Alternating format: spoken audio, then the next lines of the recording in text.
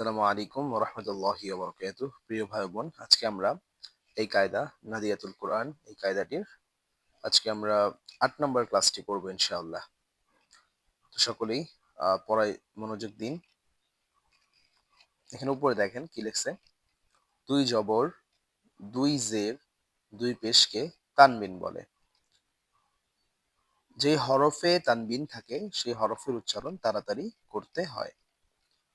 তো আমরা এই দিকে যদি আমরা লক্ষ্য করি আমরা বুঝতে পারবো যে যদি কোনো হরফের উপরে দুই জবর থাকে, দুই জের থাকে অথবা দুই পেশ থাকে তাহলে ওই হরফটার উচ্চারণ আমরা তাড়াতাড়ি করব, অর্থাৎ ধীরে ধীরে করা যাবে না, তাড়াতাড়ি পড়তে হবে। যেমন হামজা দুই জবর আন, এখন আনের জায়গায় আমরা যদি আন বলি তাহলে এটা ভুল হবে।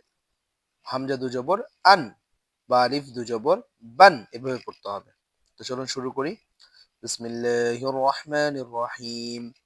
হামজা দুই জবর আন বা আলিফ দুই জবর বান, তা আলিফ দু জবর তান, সা আলিফ দু জবর সান, জিম আলিফ দু জবর জান, হা আলিফ দু জবর হান, খ আলিফ দু জবর খন, দাল আলিফ দু জবর দান, জাল আলিফ দু জবর জান, র আলিফ দুই জবর রন, জা আলিফ দুই জবর ঝান, সিন আলিফ দুই জবর সান, শিন আলিফ দুই জবর শান, সদ আলিফ দু জবর সন, দদ আলিফ দু জবর দন, ত আলিফ দু জবর তন, জ আলিফ দু জবর জন, জন, আইন আলিফ দু জবর আন, গইন আলিফ দু জবর গন, ফা আলিফ দু জবর ফান,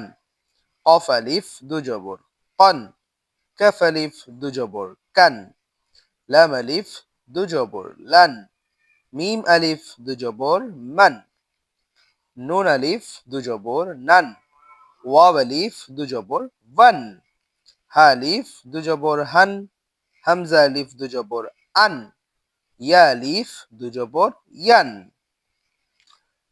এখন আমরা এখানে জবর দ্বারা আলিফ থেকে ইয়া পর্যন্ত উচ্চারণ শিখলাম দুই জবর দ্বারা। এখন আমরা দুই জের দিয়ে উচ্চারণ শিখব।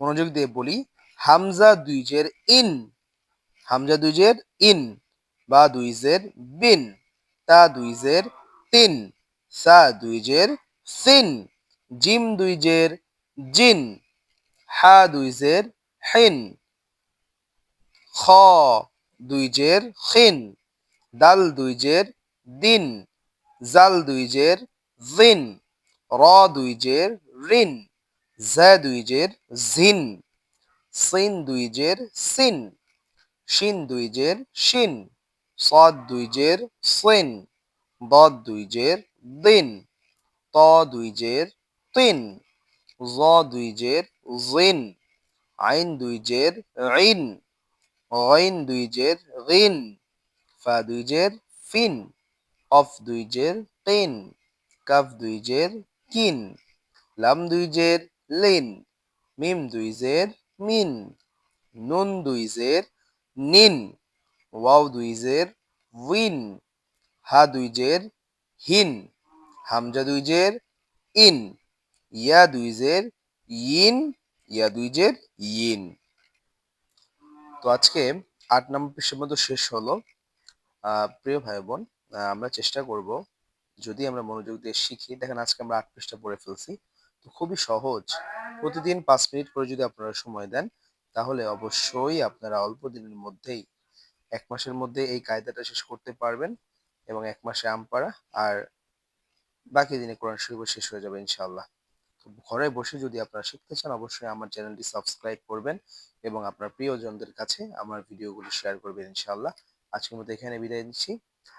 পরবর্তী ৯ নম্বর ক্লাসে দেখা হবে ইনশাআল্লাহ।